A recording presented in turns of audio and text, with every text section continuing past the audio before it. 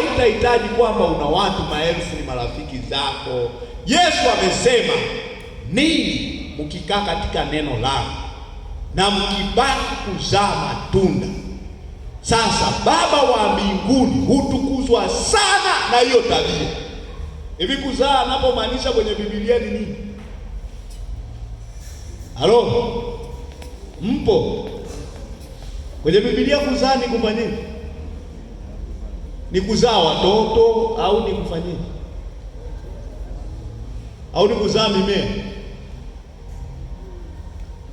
Jamani, ni kuwaleta watu kwa Yesu. Halo? Ukiangalia mstari wa 8 kuna kitu kinazungumza. Hivyo hutukuzwa Baba yangu kwa vile muzaavyo sana. Kwa vile mfanyavyo nini?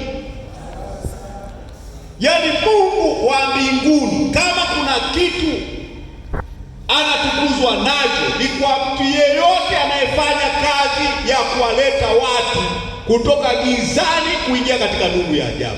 Kama kuna kitu kinafurahisha Mungu wa mbinguni ni hicho. Lakini kama wewe unafikiri kuna vitu vinamfurahisha, hivyo havina sehemu. Sehemu kubwa ya kitu kinachomfurahisha Mungu wa mbinguni ni kuzaa.